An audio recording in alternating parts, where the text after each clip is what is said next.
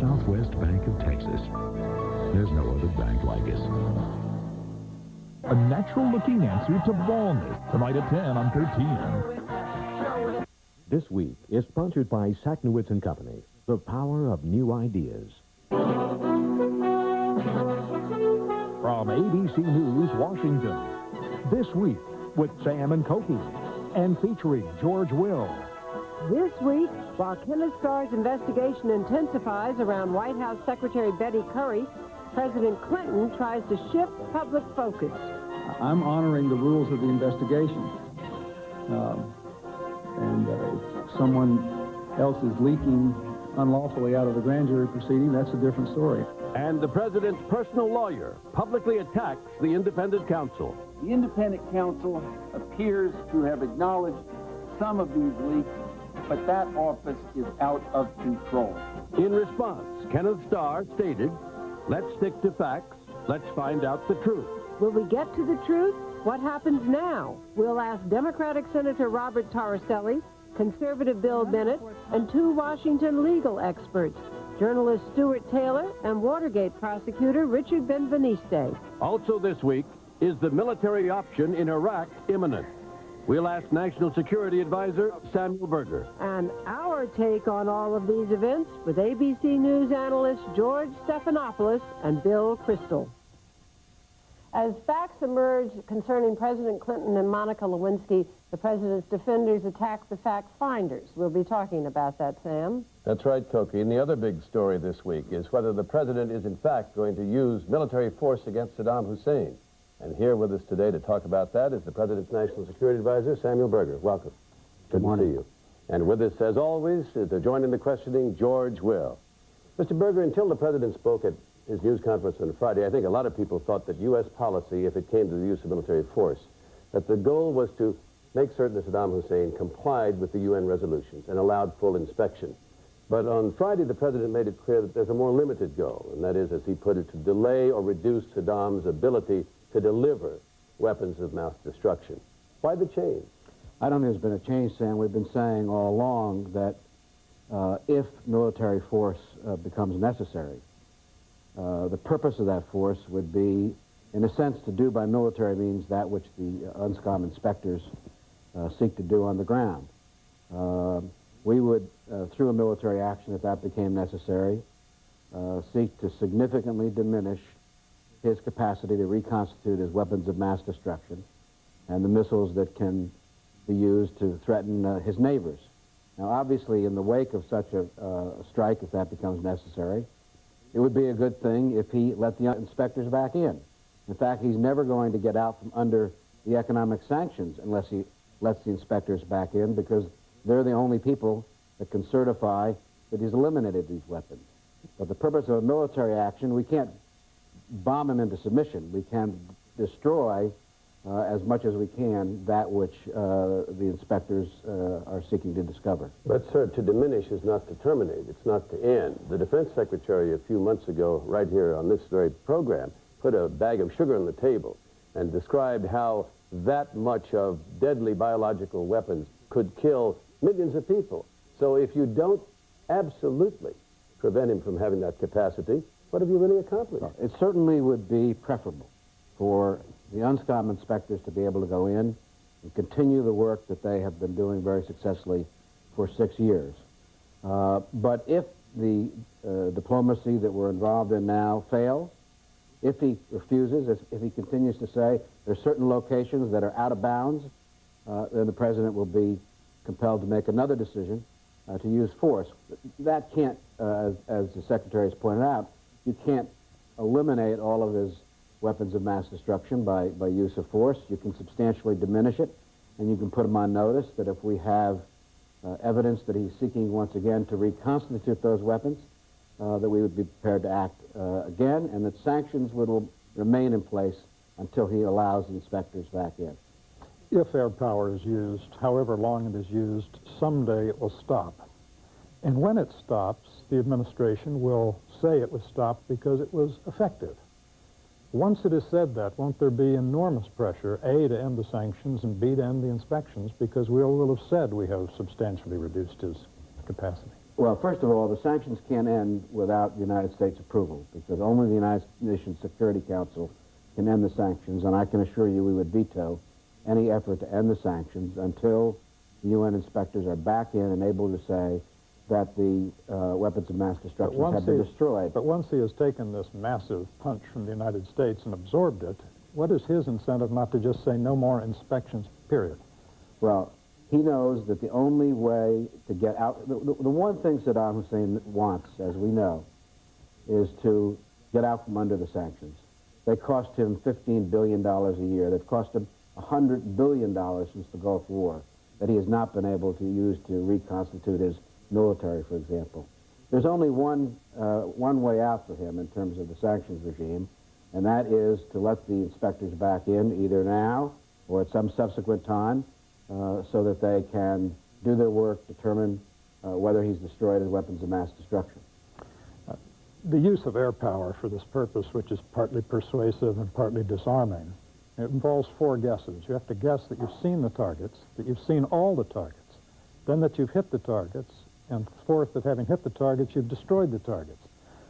With those 4 guesses involved, what thought have you given to taking the guesswork out by using ground forces? I think, first of all, we have no plans to use ground forces. I think the threat that Saddam poses here to American national interests is the threat that he would either move against his neighbors or the threat that he would use weapons of mass destruction against his neighbors. And while we cannot eliminate that threat through military action, we can significantly diminish it. In order to go the step you're talking about would involve hundreds of thousands of Americans on the ground for a sustained period of time. How about a smaller step, such as occupying the southern part of Iraq, which includes his largest oil field, blockading Basra, which is a source of exports of oil for him and revenue? Well, you know, there are a number of quasi-military options. The one thing we want to make sure whenever we use the military is that we do so in pursuit of a clear objective. Is that an option you're considering? with the adequate means to carry out an effective policy. The concern that Sam raised about shifting goals is one that the United States Senate seems to share.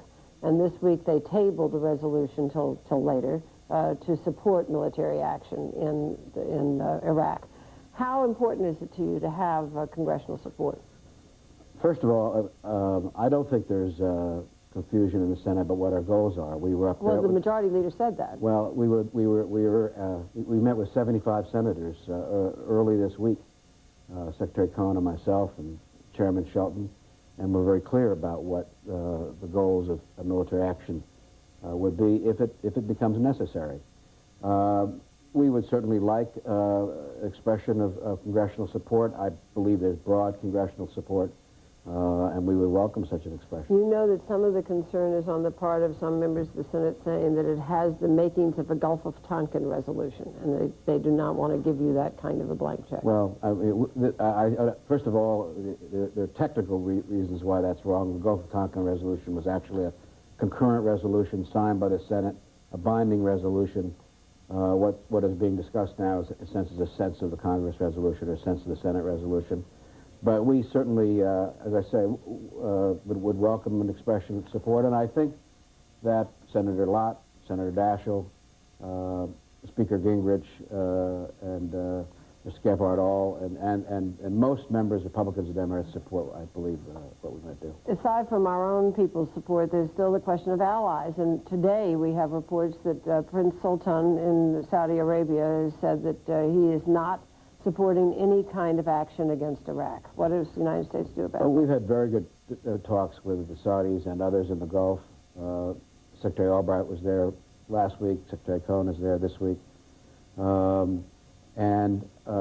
While I think that many would prefer a diplomatic solution to achieve our objectives without force, including us and including the Saudis, I am confident that we will have the cooperation that we need if military action is necessary. Okay, thank you very much, Mr. Berger. Thank you for being here. Coming next, we'll look at the strategies and tactics of Kenneth Starr and the president's lawyer, David Kendall. Joining us will be 2 legal experts, Richard Benveniste and Stuart Taylor. From ABC News, This Week with Sam and Cokie. Brought to you by ADM, Supermarket to the World, and GE.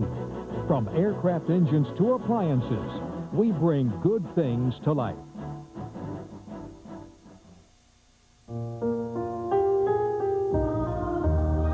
You may not think there's anything extraordinary about tying a shoe, remarkable about hanging wash on the line, or earth-shattering about walking a dog. But to someone diagnosed with a serious medical condition, getting back to those ordinary, everyday things is what life's all about. And to help them, GE has developed extraordinary medical systems, revolutionary machines that can make early detection easier, diagnosis more precise, and surgery less invasive than ever before, helping to bring down medical costs while helping patients recover faster and get back sooner to the ordinary, everyday things that, when you think about them, are not so ordinary after all.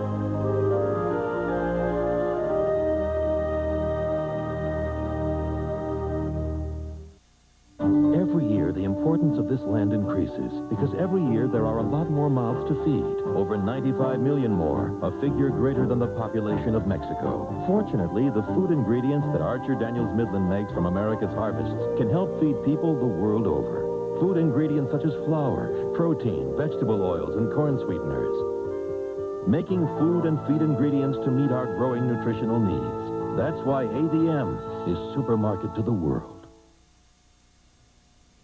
Welcome to Richard Benveniste here in our Washington studio, and Stuart Taylor joining us from New York.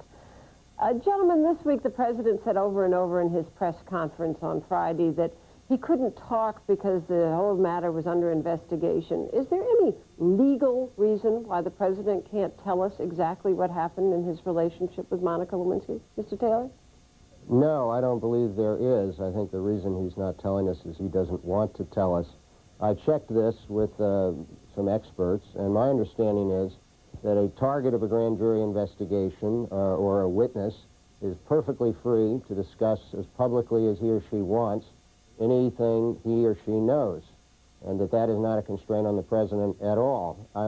There is a court order by Judge Susan Weber Wright in the Paula Jones sexual harassment case placing certain limits on what various parties, including the President, can say publicly. I don't believe that court order would prevent him from saying whatever he wants publicly about Monica Lewinsky, and if it did, I think it would clearly be unconstitutional. Mr. Benveniste? Well, I think he's following the advice of his attorneys in this. It may be debated by legal scholars whether the court order covers this or not. Clearly, the better procedure from a legal standpoint would be not to talk about this. But you're saying tactically from a legal, but not that he's enjoined from doing it. Except as regards the gag order in the Paula Jones case. Now, that is not the case with respect to the independent counsel's office and the leaks that have been emanating apparently from that office. This is a serious business. And the reason it's serious is because the power of the prosecutor to compel secret testimony in a grand jury is an enormous power. Not even the lawyer for the witness may be in the grand jury while the questioning goes on. But the other side of that, the concomitant obligation of the prosecutor, is to keep that testimony, what goes on in the grand jury, absolutely confidential. It is wrong to reveal it. It is unlawful to reveal it. And the penalties for doing so are criminal in nature, so that it would be a crime to reveal grand jury testimony. Either one of you, I guess, what we've been seeing, actually, and looking at this, is not very much grand jury testimony, except that coming from the witnesses before the grand juries, which, as I understand it, is legal for them to talk about. And the rest of it has been stories from various sources around this city. Well, if you look at the newspaper today, Cokie, I think there's no question but that these sources emanate from Mr. Starr's office. And if that's the case, then there's something wrong. Not only is it unfair, but it's unlawful, and it sucks in the press as well. Look, if you or Sam... No, Mr. Benveniste, something of a red herring. I mean, is the leaks question, or are the facts the question? No, well, both are the question, and the integrity of the process is the question. There were no leaks in Watergate, as Sam well knows. That Archie Cox and Leon Jaworski did not leak. There was no leaking in a number of independent counsel investigations, although we sat on the most explosive evidence imaginable. Mr. Taylor, I want to come back to Mr. Benvenisti about Watergate, but first I want to ask you about the tactic of going after Kenneth Starr and independent counsel. And let us say that there have been leaks there. I don't know personally, but it seems like it's a reasonable supposition. What about the White House tactic of going after Starr?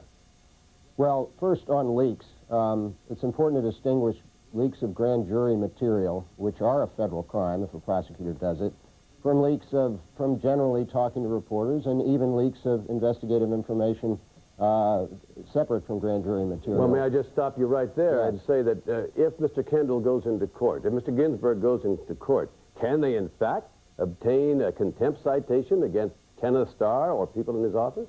They could if they could prove that there had been leaks of grand jury material. As far as I'm aware, there has not been a shred of evidence cited in the president's lawyer's very long letter on Friday suggesting there had been such leaks. There is reason to believe there may have been leaks of investigative information. That would violate Justice Department policy, but it's not something I think a judge would have the power to hold contempt. As to the larger question you ask, I suppose the American people will ultimately judge which of the following two questions is more important. Did the prosecutor's office leak some information, as has been done by prosecutors' offices, unfortunately, since time immemorial, as was done by the Iran-Contra prosecutor's office?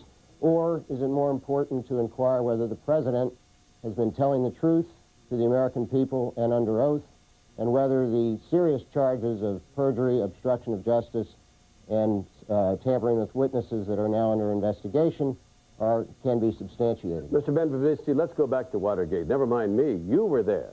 You were at the center of things. You saw Archibald Cox fired. You saw the White House use the tactic of trying to say that those of you in the independent counsel, that it was called the Special Prosecutor's Office, were simply mad dog enemies out to get the president. Isn't this a familiar refrain? And is it any more valid today than it was then? A prosecutor's job, Sam, is to assemble evidence and then speak by his actions in court. If there is evidence of a crime, then it is the duty of a prosecutor to bring it. Here we have a question, I think legitimately posed, as to a person who has been involved for almost 4 years now, spending $1 million a month, threatening an individual with a prosecution, Miss Lewinsky, for something which no other American has ever been prosecuted for, to my knowledge, filing a false affidavit in a civil case involving sex discrimination or harassment. You mean that's not perjury? Instruct us. I mean, if you file a false affidavit under oath in a civil case, it's okay? It's not okay, Sam. I mean, but the question is whether it becomes criminalized. If you criminalize every false statement in every civil case in the United States, you double the gross national product. Let's face it. In every divorce case, in every fender bender, in every medical malpractice case, somebody is not telling the truth about some important issue. Here, the judge ruled that her testimony was not even central to the case. But the question is whether you mount a sting operation against the President of the United States based on such an allegation brings into question the proportionality and whether there is sufficient judgment being exercised, whether a prosecutor can withhold immunity because the version of facts is not what the prosecutor thinks. George, get in on this. Mr. Taylor, let me ask you to look ahead for the benefit of our viewers. Mr. Ginsburg, Ms. Lewinsky's lawyer, says that Mr. Starr has offered immunity and reneged on it. What comes next in negotiations that appear to have reached an impasse? Speculate. I think that these are all tactical maneuvers, and I've offered Mr. Ginsburg on television to give him 10-to-1 odds on betting that he'll ever get a court to find that what he says occurred. I haven't had a response yet, but I think what will happen next is there will be various sideshows and diversions about whether deals were violated, leaks were criminal. I very much doubt that there will be any proof that changes the direction of the investigation. Ultimately, Kenneth Starr has to decide, given the reality that the American people really think it's time for him to put up or shut up, whether he wants to drag this out or whether he wants to wrap it up quickly, perhaps take sworn testimony from the president under oath, compel sworn testimony from Monica Lewinsky under oath, and ship the whole thing to the House of Representatives for public hearings. Those are probably the biggest options. He could bring a criminal prosecution, but I think he believes that it would be unconstitutional to bring a criminal prosecution of the president. Mr. Benveniste, part of the indictment you're hearing from the White House of Ken Starr is that he has ranged so far from a land deal in Arkansas. At what point could he or should he have stopped? Specifically, when someone comes in with 20 hours of tapes that seem to involve a crime, could he have said, I'm not interested? Well, George, I think that would be an option, that this, given the degree of focus on him, you recall that last year he was criticized for sending FBI agents out to interview Arkansas state troopers about issues that are the same as the Paula Jones case. The question is whether he has hijacked the Paula Jones case, whether now every person's deposition testimony in that case is going to be criminalized, and whether this will range on and on. There has to be some sense of proportion, and I think the American public is reacting to that. Look, to give you a quick last word here, Mr. Taylor. Well, if the president believes that Kenneth Starr, and if the attorney general believes that Kenneth Starr has committed gross misconduct, they have the power to do something about it. The independent counsel gives the attorney general the power to fire an independent counsel for good cause. Those are the words of the law, and subject to judicial review. I think the fact that the president is going to a judge who has no power to investigate such matters, rather than following that route, suggests that this is more a public relations strategy than a serious... No, I disagree. The grand jury is supervised by the chief judge of the district court, and she will have the authority to inquire further into the matter. Mr. Starr said he's going to do it. Normally, polygraph examinations are used in breaches of security. We'll see what that investigation entails. All right. Well, thank you very much. We'll stay tuned. Mr. Benveniste, Mr. Taylor, thank you. Coming next, two very different viewpoints on this week's developments with Senator Robert Torricelli and Bill Bennett. Rocks. Some people skip them, stack them, or just plain ignore them. But then there's these Texaco people. They love the darn things. Obsess over them. Go to the ends of the earth to find them. They study them. They scan them. Even taste them. Why? You find the right rocks. You find the energy the world needs to keep on running. Texaco, a world of energy. Creativity is taking what you know and using it in expanded ways. Coming up with new ideas, coming up with new products. It's our ability to be insightful and to provide original solutions to our clients.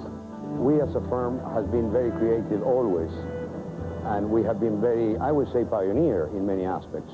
That's what makes Merrill Lynch different to other world.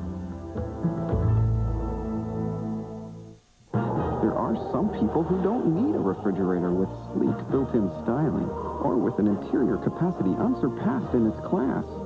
But there's not a person on earth who can resist the new GE Profile Performance Refrigerator because it's the only one with the Water by Culligan filtration system. And everyone loves a glass of fresh, delicious, ice-cold water by Culligan. The new GE Profile Performance, the only refrigerator with water by Culligan. One day, a young designer decided he could change the very shape of the world. How could he be so brash, so bold, so utterly successful? He simply discovered a doorway to the world that in the blink of an eye let him travel farther, set his sights higher, and look in directions he never could before. He wasn't always so daring, but with FedEx, it's the way the world works. Leaders of land life was probably stand alone. I'm stuck on the camera. Why don't you certainly be shorter? Certainly be shorter. Just a couple seconds after start, be able to say, I don't understand this. Get some clarification. ABC World News Tonight with Peter Jennings. Joining us now, Senator Robert Torricelli of New Jersey and William Bennett, former Education Secretary. Welcome to both of you. Well, The question posed just in our last segment is a good one. Where does the public interest lie most here? In finding out the truth about the president or finding out the truth about Ken the Star? Senator? Well, the public's going to find out the truth. If we know anything about the history of these kinds of investigations, in the end it comes out. But there is a growing concern, I can tell you, in the Senate, in the sense that Mr. Starr is now operating out of any sense of reasonable behavior.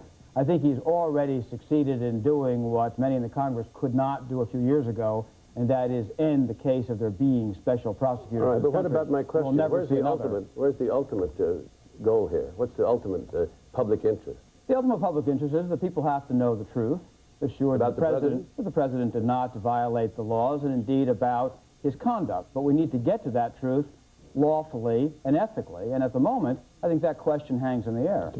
Well, this is a big country with a lot of resources. We can do both. We ought to be able to pursue both. Now, Starr said we'd pursue the leaks. He'd pursue the leaks, and others, no doubt, will pursue this, and that's fine. If there were leaks, they should stop. But clearly, the more important question is, what did the president do, and is he lying about it? Again, if he's got nothing to hide, why is he hiding? The American people attach special significance. Do you think he's lying? Yes, of course I do. You think? Well, I won't speak for Senator Torres. You think he's lying? Do you think he's lying? No, I take the president at his word. I mean, there is a confluence now. You not only, it's simply what the president indeed himself is saying about it, but what Monica Lewinsky said to Vernon Jordan. Her own lawyer, Mr. Ginsburg, is now saying she stands by her sworn statement. Indeed, if the American public is to balance all statements of this case, they weigh heavily at this moment on the side of the president telling the truth. This is talking points. This is official talking points. No, I don't really believe Senator Torricelli believes the president. I don't think anybody in this town really believes the president. How can you look at these facts and say that you believe the president? Well, because the only thing at the moment that contradicts it is Linda Tripp, who was the one person involved who has no first-hand information. It's also true that the majority of the American people don't believe the president, and that's clear in all the polls that we're now seeing. And that raises a serious question, which is the question of what kind of example is this setting. There was a cartoon in one of the papers today, a little boy in the corner being punished, and the father comes home, and the mother says, do you know what he said today? He said he wants to grow up to be president of the United States. So he's being put in the corner. I mean, what message is being sent here? Look, I think, again, back to the question of the truth, I think we have an emperor's new clothes problem here. It's the president has no clothes. That's too apt. But the problem is, there are disaffected Democrats out there. I've been listening to them on the radio. I've been talking to them saying, this is terrible, and we need to get to the bottom of it. The president keeps misrepresenting what the law requires. The law does not require him to be silent. And indeed, I think prudence and good sense, for the sake of the country, suggest he should come forward. But he will not come forward. The Democratic Party, I'm sorry to say, Senator Torricelli, does not have a Howard Baker so far. Someone with the honor and courage to go to the President of the United States and say, do you see what you're putting the country through? Do you see the kind of lesson that's being taught? Get the facts out. If you didn't do anything wrong, tell us, and for God's sakes, well, I don't think anybody believes at the end of the day that Bill Clinton is not going to come forward and have to, in considerable detail, talk about his relationship with Monica Lewinsky and refute many of the charges that have been made. But to ask him to do so while a grand jury is meeting, while Kenneth Starr is operating, leaking from the grand jury, I believe acting irresponsibly or illegally, is not fair to the president himself. He answered the central charge. That is that he did not have a sexual relationship with this woman, and he did not ask her to lie. That he had to do immediately. Details beyond that, he also has to answer. But to ask him to do so while a grand jury is meeting, I think, is not in his own interest and not responsible. It's not in his own interest if he's lying. It is not in his own interest if he's lying. If he's telling the truth, it is absolutely in his own interest. And he can show that all these leaks are false, that all this stuff that Starr has come up with is false. If he is telling the truth, he can embarrass all his opponents. Well, it would be shadow boxing. He would be out there answering questions without knowing indeed what Mr. Starr knows, is doing, is going to charge. He is the man who has all the facts. He's the guy who knows everything. He does not have all the facts because he doesn't know everything that Linda Tripp is saying or alleging or others are saying, all of which may or may not be true. If he's innocent, it does not matter what they're saying. Senator, you said you believe the president. I'm just interested in the mental mechanics of what goes into believing the president right now. You're believing that, to begin with, Monica Lewinsky taped 20 hours of what? Fantasies? Fictions, exaggerations? You know, George, I'm in the position that you are in. I see people I largely do not know, and I listen to their commentary. I don't know Mr. Ginsburg. Mr. Ginsburg has theorized that Monica Lewinsky, as a young woman, may have fantasized, may have talked, but that she stands by her deposition. I got you. So, I take him at his word, Okay. Mr. Ginsburg. He seems like an honorable man. Do you also believe that Paula Jones was brought to the president's hotel room in Arkansas for decent, innocent reasons and is lying about what happened there? I believe that it is a question of Mr. Clinton's word against Paula Jones' word without any other evidence. All things on balance, I would believe the Do you president. believe Kathleen Willey is lying about what happened to her in her encounter with the president? In the best interpretation from the prosecutor's point of view, I think that is very contradictory about what happened. And the only person who saw it is Linda Tripp, who at this point seems to have almost no credibility. Do you believe that Jennifer Flowers is lying? And have you listened to or read the transcript of the Flowers-Clinton tapes? I've not listened to those tapes. Do you think she's lying?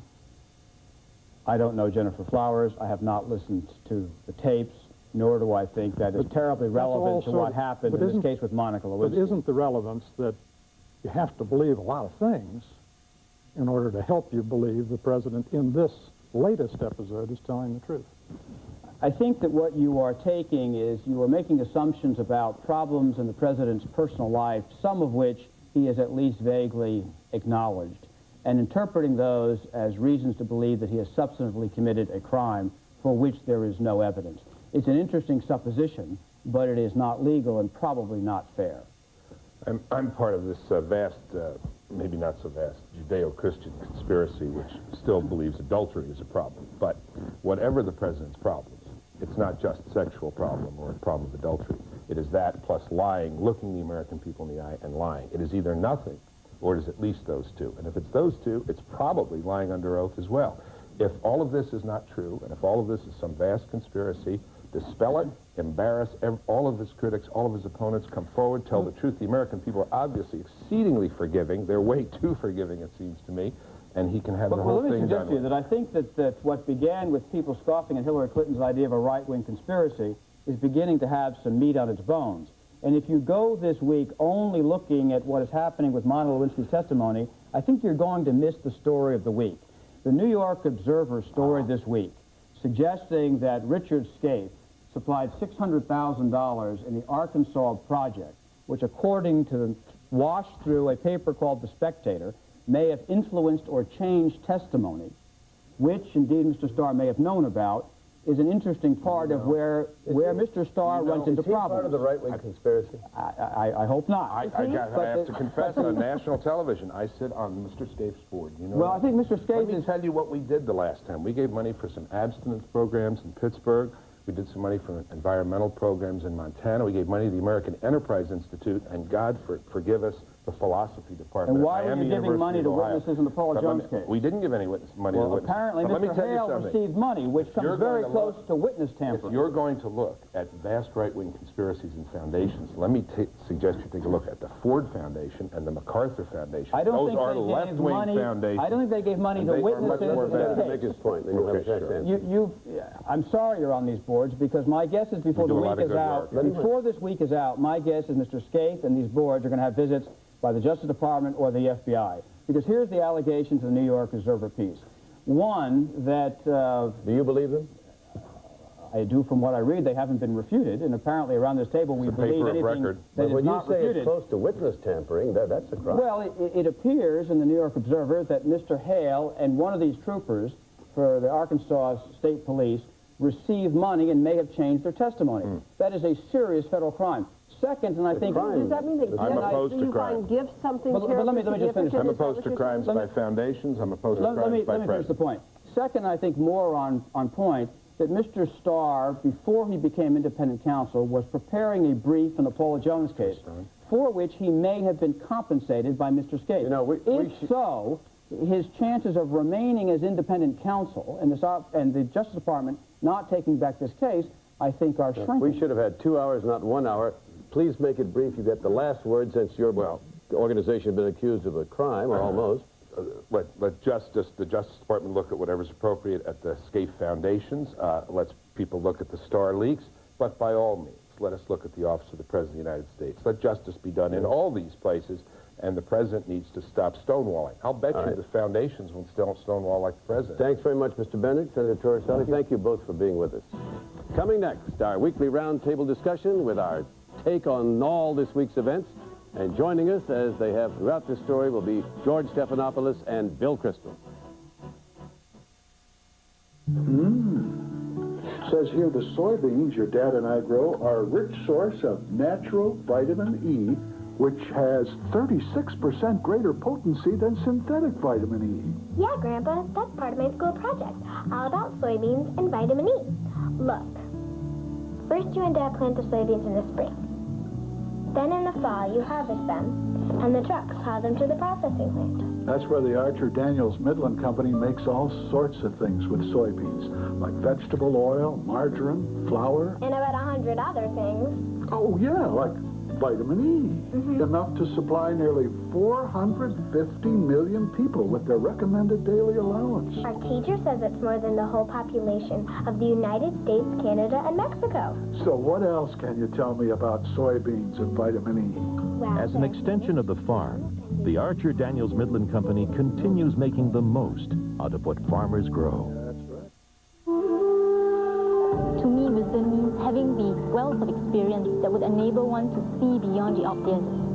Wisdom comes from insight. A 50-year history means that you have an enormous reservoir of background knowledge and experience to call on. There are 40,000 of us who get to draw on each other's experience. We get to draw on each other's wisdom. And I think that really makes the difference.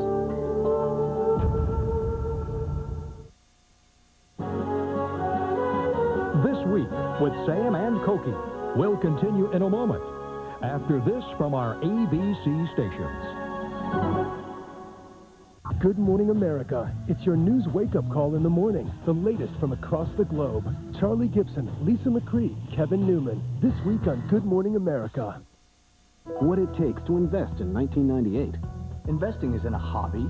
It's not something you dabble in. It takes resources most people haven't got and time they can't commit. At Solomon Smith Barney, our research analysts have the resources and determination to find the year's most promising stocks. Discover their recommendations in our special report, Top Picks 1998. Call 1-800-EARNS-IT, extension 12. Each of our U.S. analysts will give you their top pick in the industry they cover. Find out what it takes to be their favorite stock in healthcare, technology, financial services, and more. Top picks in over 90 industry groups. Valuable information you'll need to invest in an industry or diversify your portfolio. Put dedicated research analysts on the case. Get their opinion. Pick their brains. Find out what they recommend. Call now, and we'll also show you which top picks we believe offer the highest yields, the most earnings potential, and which stocks will benefit from developing trends. Find out what it takes to invest in 1998. Get your free special report today. 13 Undercover investigates school bus safety, Tuesday at 10.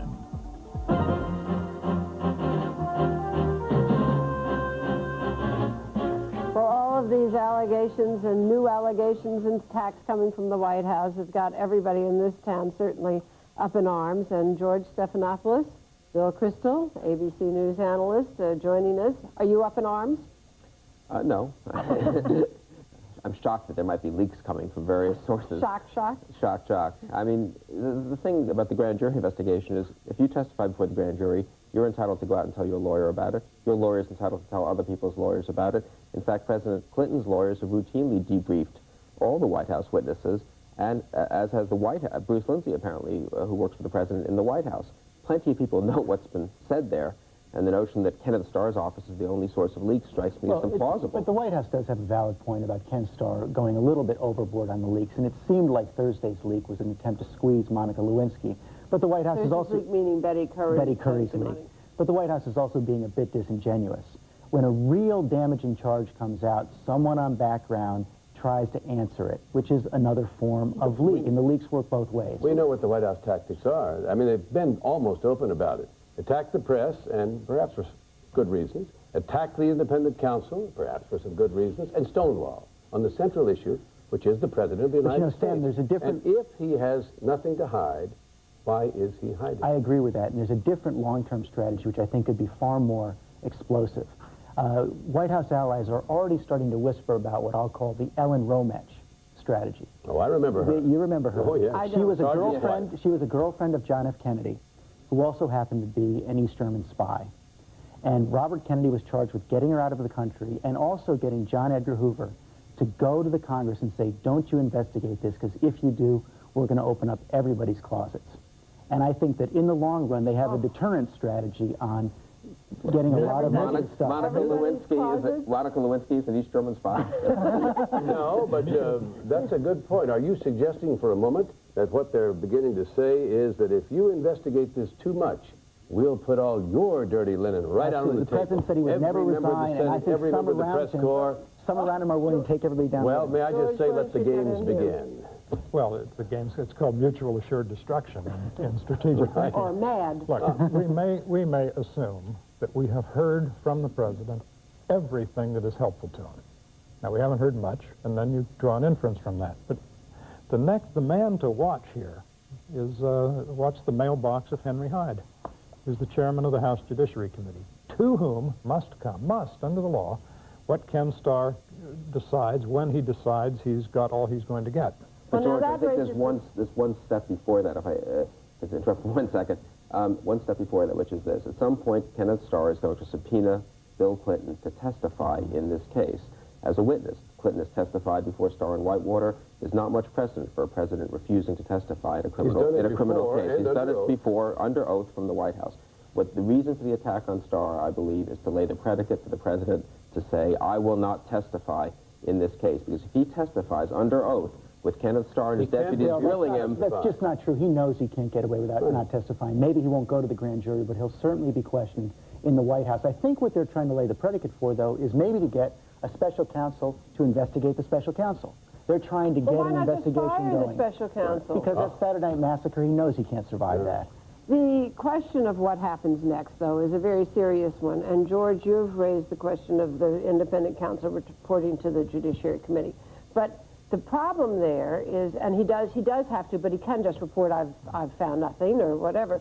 And he should, if Cokie may just say that, if he doesn't have a strong case, he should report that he doesn't have a strong case. And I think he should do that within a very short period of time. This should not drag out for months and months on the question of whether the independent counsel has evidence. But the other question is, does he bring what he's got now, just sort of boxes of testimony, tie them all up and deliver them to the House of Representatives, which is in terror of that happening, or does he bring a criminal case against somebody so that they are then dealing with a prosecution, which they much prefer? It depends on what he's doing with Monica Lewinsky, which is impossible to figure out day to day. But I think in the long run, they've determined that this is going up to Henry Hyde. He's not going to bring this in court. And then you have to ask another question. What's going to happen to the rest of the congressional agenda? Is anything going to happen domestically? Not if there's going to be an impeachment investigation. I'm interested in the polls which continue to say the president is popular in this country. Yes, there are sub-polls about we don't think he's telling the truth and all of that. And I was thinking, that's not so dumb at this point of the American people to think that way. I'm reminded of that great story about they came to Abraham Lincoln. They said, Grant's a drunkard. It's abysmal. It's terrible. Your general. And Lincoln said, well, find out what kind of whiskey he's drinking. I want to send a case of it to my other general. So at the moment, I think it's reasonable for the country, not seeing any evidence, to say, it's okay with us. But I bet you if the evidence exists, the country won't say that. And then what will the Congress do in response? Well, and what will individual congressmen and senators, especially Democratic ones, do in response? Again, I think there's a step before we get to Henry Hyde, the Republican chairman of the Judiciary Committee, which is what Senator Torricelli, who is here, is not up for re-election this year. He's a brave man, too. Well, but he's got 5 years to go. What is it? Senator Patty Murray in Washington, who's got a tough race against Linda Smith? What is Senator Hollings in South Carolina? What do they feel 3 or 4 months from now? Well, if there continue to be a stream of revelations, which it looks to me as if they're going to be, they continue to provide lots of corroborating evidence. You're not finding any of them in here defending him. When the president says never to resigning, I'm sure Richard Nixon said never, in fact. And then one day, Barry Goldwater, Johnny Rhodes, and Hugh Scott came to him and said, you can't do this to us. And it's very hard. It's impossible, I think, for anyone to resist that. The question is, does the emergency in the Democratic Party occur? And that's, but the question is that the polls, though, do make a difference here. I mean, there's a lot of terror on the part of Republicans right now about going forward with this, about having public impeachment hearings. And impeachment is a political process. That's right. It requires the country's acquiescence. Impeachment is a big, big step. But the closer you get to Election Day, what do Democrats say? If more and more stories come out, they don't want this to be the only issue in their election in November, whether or not they believe the president, and if so, why. That's why he's got to come out with a more full statement before the election. George, I just have to ask you. You're being accused in the public prints by your former colleagues in the White House of being a turncoat, or worse. Yeah. How do you feel about that? Well, I don't love it. I don't think anybody likes to be being called a traitor. I don't think that's what I'm doing. I've said that I hope this isn't true. I've said it's heartbreaking. I said if the president is telling the truth, he'll be vindicated. Well, there was a line in the paper this morning that said that they're angry because you keep saying that the evidence and what the truth is what ought to control. You know, and I'm glad there aren't any names on that, because this can only go so far. You know, I was really amused this week that Fidel Castro has come out and said that the right-wing conspiracy is at work here, and he's blaming the whole thing on Jesse Helms. It's the best ally the White House has had, I suppose, yet. But people aren't saying this on the record, and I think this also goes to Betty Curry. The reason the Betty Curry story, if true, was so damaging is that she's unimpeachable. Everybody loves her, everybody thinks she tells the truth, and that's one more reason why the president has to tell the story. Well, this will not end this week, but Iraq is also before us, and we'll be back to talk about that in just a minute. Morning, Thomas. Morning, Ellie. Arthritis acting up again? Sure is. Need something for the pain? Yeah. Thomas, aren't you taking a new prescription for something or other? That's right. Doc Bailey said it was okay to take a pain reliever with it? Mm-hmm. Tylenol. Here you go. Thanks, Ellie.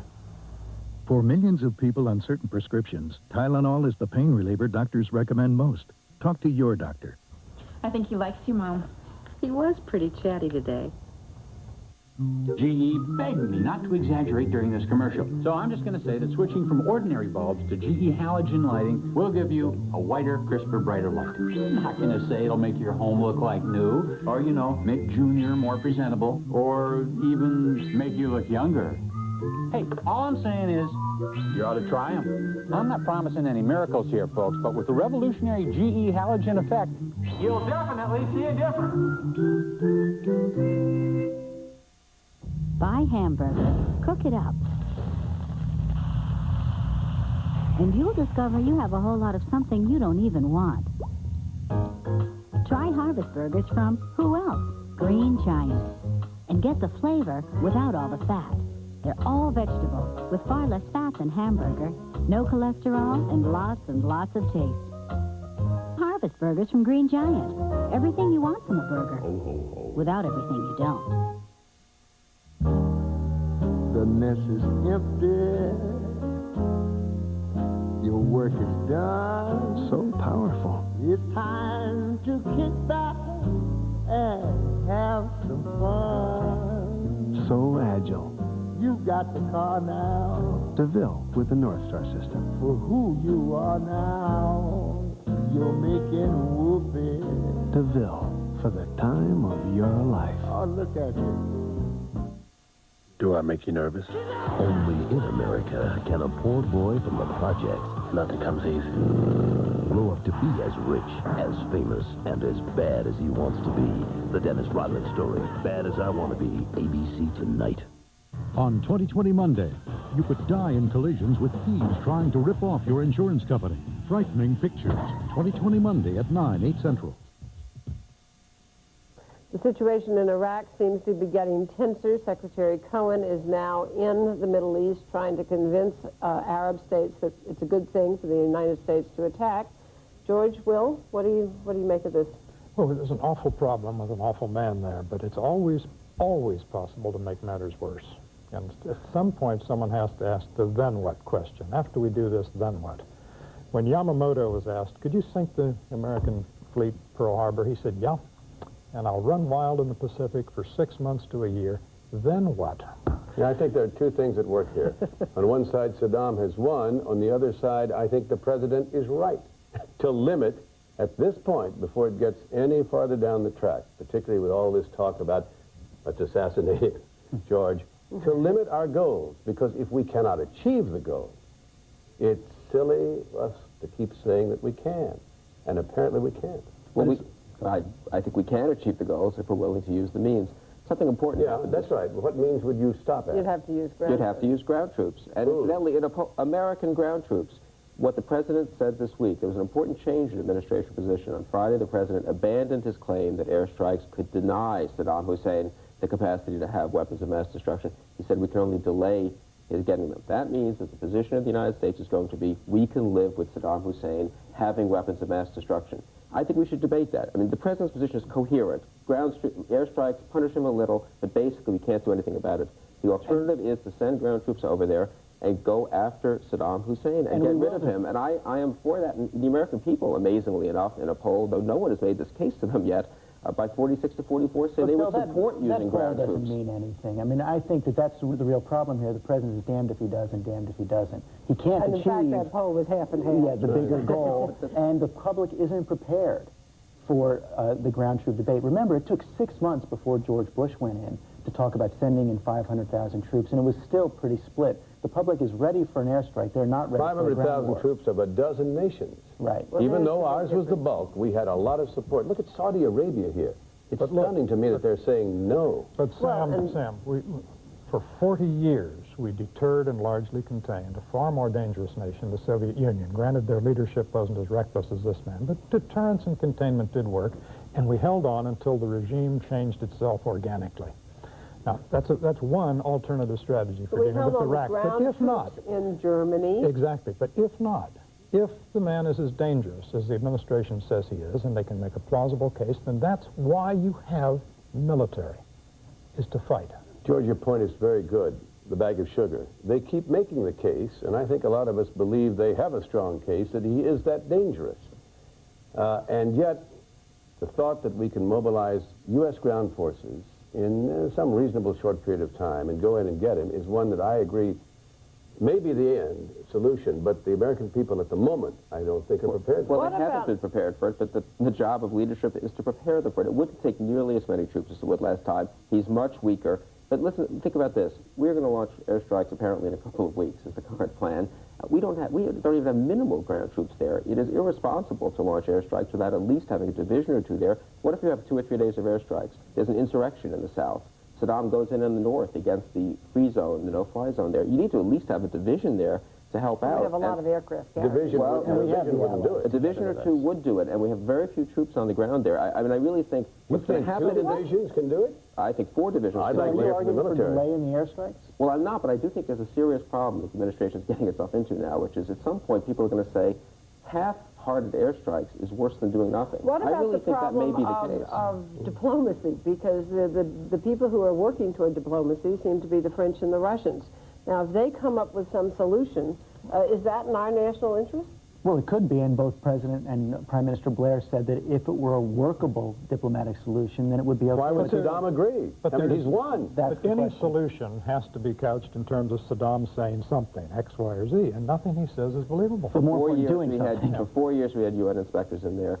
We didn't know that he had biological weapons. We didn't learn that he had biological weapons until his son-in-law defected and told us where they were. The notion that the status quo is acceptable, I think, should be rejected by the president. And I think if he showed leadership, there would be more support among the American people for getting rid of Saddam. But we cannot live with Saddam with biological weapons. There will be more support. I think that there could be 2 steps here, an initial airstrike, and then the president can go to the country after that and maybe get Then he has to make the case to the country for ground troops. And maybe he will. Thank you all very much.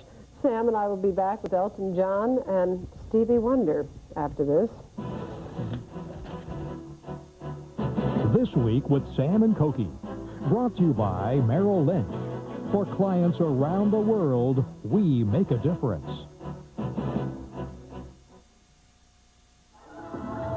Creativity is taking what you know and using it in expanded ways.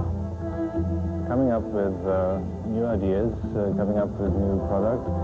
It's our ability to be insightful and to provide original solutions to our clients. We as a firm have been very creative always, and we have been very, I would say, pioneer in many aspects. That's what makes Merrill Lynch different to other world.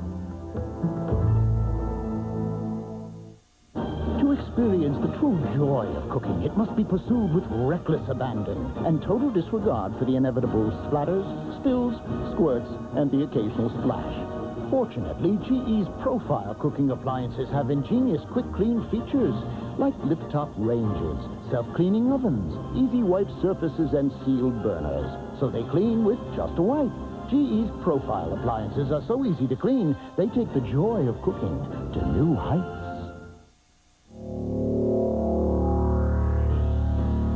One of the newest developments in nutrition is actually one of the oldest foods known to man, the soybean. For over 4,000 years, the Chinese have used it to make nutritious, protein-rich foods.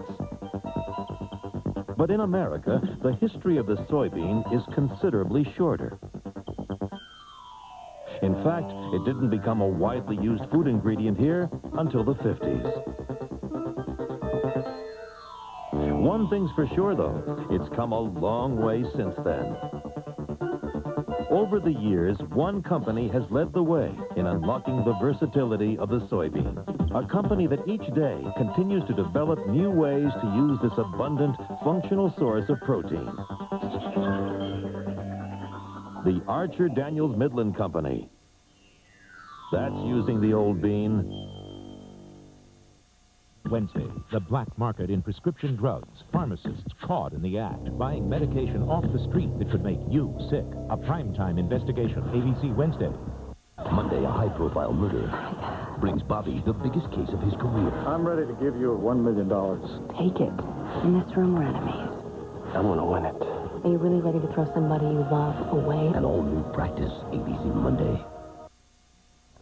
Now, from the You Won't Believe This Happened department, we take you to the official dinner at the White House last Thursday night for visiting Prime Minister. Yes, Tony Blair from Britain. I don't believe it happened, but it did happen. The entertainers were Stevie Wonder and Elton John. And they chose a song to play for their finale that you would think they might not have chosen on a week when the Senate Committee investigating campaign finance abuses is coming out with its report. Let's hear it. They're singing life for free, but you can give it to them birds and bees. I want some money. That's what I want. I want some money.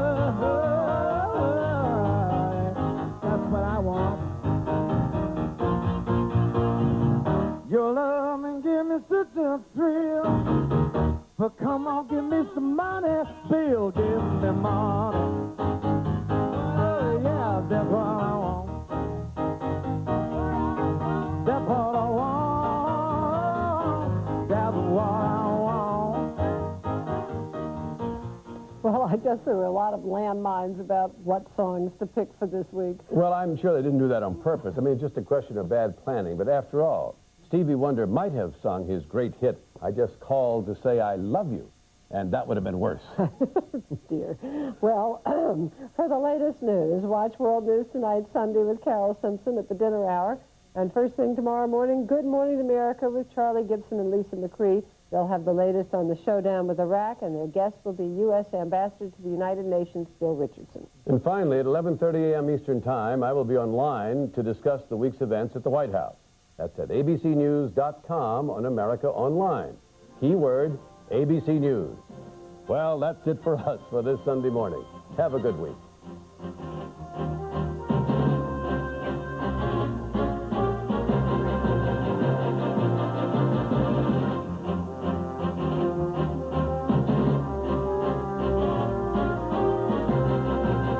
To order a video cassette or transcript of This Week with Sam and Cokie, phone 1-800-CALL-ABC.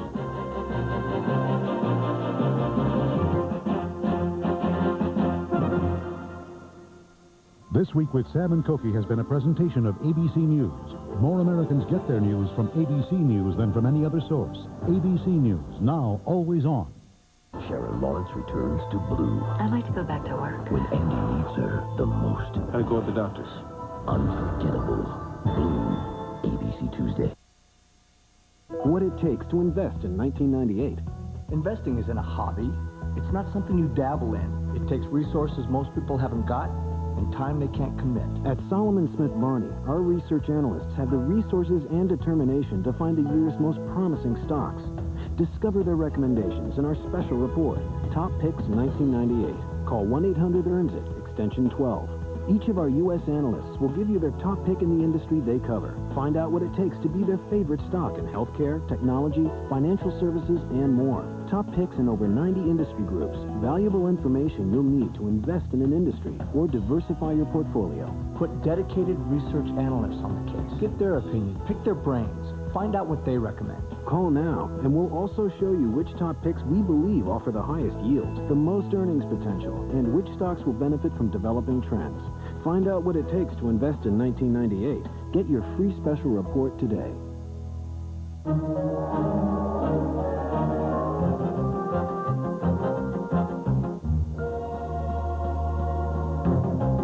If you're not experiencing ultimate luxury,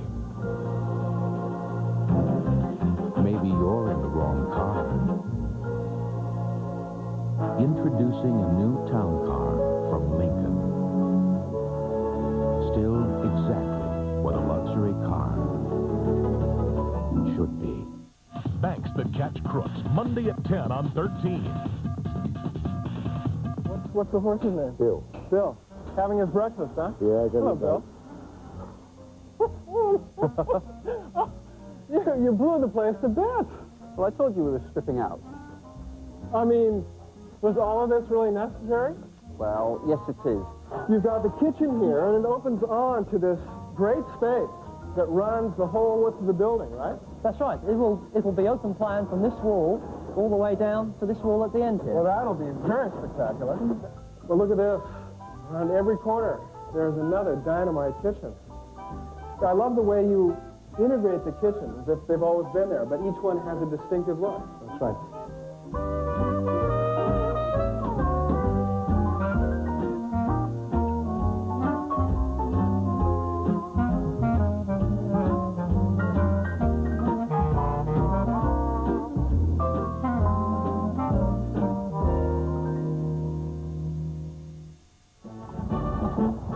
Hey, Norm. Hey, Steve.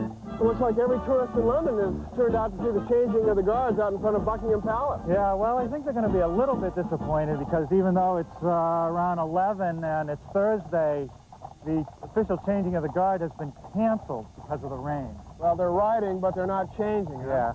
Well, that's too bad, but it's a great old palace, huh? It sure is, but, you know, it started just as a little brick residence. And every monarch who ever lived here had a different idea of how grand it should be. Yeah? And the most interesting story I read was about George IV. He had a very bold move. He had a little permit for minor repairs, but he had a different idea in mind. He shrouded the building in a scaffolding system and built a whole new palace. So when was the first anybody saw it? When they took the scaffolding down? Exactly, and Parliament went mad. Because he was spending their money. That's right. That's amazing. Well, it's too bad about the changing of the guard, but we do have a busy day, so we best head over to the site, huh? Yeah. Now I got to make one stop to pick something up, so I'll meet you over there. Okay, good.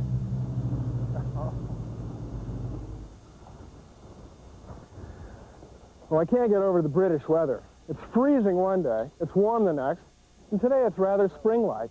And in some areas, the forsythia is even starting to bloom.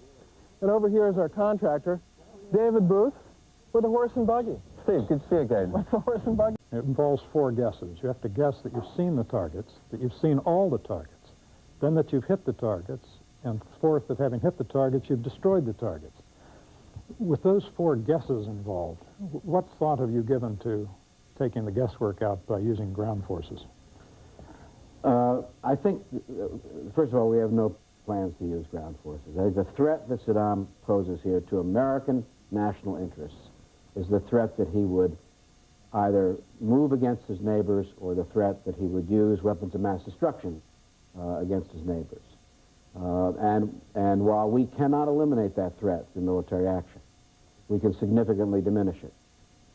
In order to go the step you're talking about would involve hundreds of thousands of Americans on the ground for a sustained period of time. How about a smaller step, such as occupying the southern part of Iraq, which includes his largest oil field, blockading Basra, which is a source of exports of oil for him and revenue? Well, you know, there are a number of quasi-military options. The one thing we want to make sure whenever we use the military is that we do so in pursuit of a clear objective. Is that an option with the adequate means to carry out an effective policy. The concern that Sam raised about shifting goals is one that the United States Senate seems to share. And this week they tabled the resolution till later to support military action in Iraq. How important is it to you to have congressional support? First of all, I don't think there's confusion in the Senate about what our goals are. We were up there. Well, the majority leader said that. Well, we met with 75 senators early this week, Secretary Cohen and myself and Chairman Shelton, and we're very clear about what the goals of military action would be if it becomes necessary. We would certainly like Southwest Bank of Texas. There's no other bank like us. A natural-looking answer to baldness. Tonight at 10 on 13. This week is sponsored by Sacknowitz & Company, the power of new ideas. From ABC News, Washington. This week with Sam and Cokie, and featuring George Will. This week, while Kenneth Starr's investigation intensifies around White House Secretary Betty Currie, President Clinton tries to shift public focus. I'm honoring the rules of the investigation. If someone else is leaking unlawfully out of the grand jury proceeding, that's a different story. And the president's personal lawyer publicly attacks the independent counsel. The independent counsel appears to have acknowledged some of these leaks, but that office is out of control. In response, Kenneth Starr stated, "Let's stick to facts. Let's find out the truth." Will we get to the truth? What happens now? We'll ask Democratic Senator Robert Torricelli, conservative Bill Bennett, and two Washington legal experts, journalist Stuart Taylor and Watergate prosecutor Richard Benveniste. Also this week, is the military option in Iraq imminent? We'll ask National Security Advisor Samuel Berger. And our take on all of these events with ABC News analysts George Stephanopoulos and Bill Crystal. As facts emerge concerning President Clinton and Monica Lewinsky, the president's defenders attack the fact finders. We'll be talking about that, Sam. That's right, Cokie. And the other big story this week is whether the president is in fact going to use military force against Saddam Hussein. And here with us today to talk about that is the president's national security advisor, Samuel Berger. Welcome. Good to see you. And with us, as always, to join in the questioning, George Will. Mr. Berger, until the president spoke at his news conference on Friday, I think a lot of people thought that U.S. policy, if it came to the use of military force, that the goal was to make certain that Saddam Hussein complied with the UN resolutions and allowed full inspection. But on Friday, the president made it clear that there's a more limited goal, and that is, as he put it, to delay or reduce Saddam's ability to deliver weapons of mass destruction. Why the change? I don't think there's been a change, Sam. We've been saying all along that if military force becomes necessary, the purpose of that force would be, in a sense, to do by military means that which the UNSCOM inspectors seek to do on the ground.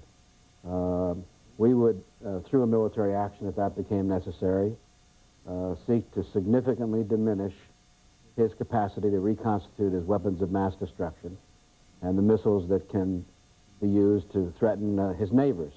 Now, obviously, in the wake of such a strike, if that becomes necessary, it would be a good thing if he let the inspectors back in. In fact, he's never going to get out from under the economic sanctions unless he lets the inspectors back in, because they're the only people that can certify that he's eliminated these weapons. But the purpose of a military action, we can't bomb him into submission. We can destroy as much as we can that which the inspectors are seeking to discover. But, sir, to diminish is not to terminate. It's not to end. The defense secretary a few months ago, right here on this very program, put a bag of sugar on the table and described how that much of deadly biological weapons could kill millions of people. So if you don't absolutely prevent him from having that capacity, what have you really accomplished? It certainly would be preferable for the UNSCOM inspectors to be able to go in and continue the work that they have been doing very successfully for 6 years.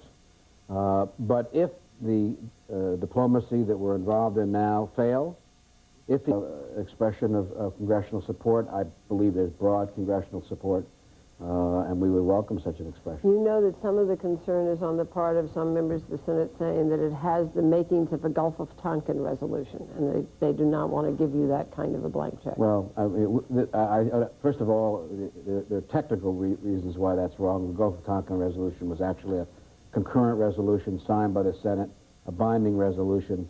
What is being discussed now is, in a sense, is a sense of the Congress resolution or a sense of the Senate resolution. But we certainly, as I say, would welcome an expression of support, and I think that Senator Lott, Senator Daschle, Speaker Gingrich, and Mr. Gephardt all, and most members, Republicans and Democrats, support, I believe, what we might do. Aside from our own people's support, there's still the question of allies, and today we have reports that Prince Sultan in Saudi Arabia has said that he is not supporting any kind of action against Iraq. What does the United States do about it? We've had very good talks with the Saudis and others in the Gulf. Secretary Albright was there last week. Secretary Cohen is there this week. While I think that many would prefer a diplomatic solution to achieve our objectives without force, including us and including the Saudis, I am confident that we will have the cooperation that we need if military action is necessary. Okay, thank you very much, Mr. Berger. Thank you for being here. Coming next, we'll look at the strategies and tactics of Kenneth Starr and the president's lawyer, David Kendall. Joining us will be two legal experts, Richard Benveniste and Stuart Taylor. From ABC News, This Week with Sam and Cokie. Brought to you by ADM, Supermarket to the World, and GE. From Air... He refuses, if he continues to say there are certain locations that are out of bounds, then the president will be compelled to make another decision to use force. That can't, as the secretary has pointed out, you can't eliminate all of his weapons of mass destruction by use of force. You can substantially diminish it, and you can put him on notice that if we have evidence that he's seeking once again to reconstitute those weapons, that we would be prepared to act again, and that sanctions will remain in place until he allows the inspectors back in. If air power is used, however long it is used, someday it will stop. And when it stops, the administration will say it was stopped because it was effective. Once it is said that, won't there be enormous pressure, A, to end the sanctions, and B, to end the inspections, because we will have said we have substantially reduced his capacity? Well, first of all, the sanctions can't end without the United States approval, because only the United Nations Security Council can end the sanctions, and I can assure you we would veto any effort to end the sanctions until the UN inspectors are back in and able to say that the weapons of mass destruction have been destroyed. But once he has taken this massive punch from the United States and absorbed it, what is his incentive not to just say no more inspections, period? Well, he knows that the only way to get out... The one thing Saddam Hussein wants, as we know, is to get out from under the sanctions. They cost him $15 billion a year. They've cost him $100 billion since the Gulf War that he has not been able to use to reconstitute his military, for example. There's only one way out for him in terms of the sanctions regime, and that is to let the inspectors back in either now or at some subsequent time so that they can do their work, determine whether he's destroyed his weapons of mass destruction. The use of air power for this purpose, which is partly persuasive and partly disarming,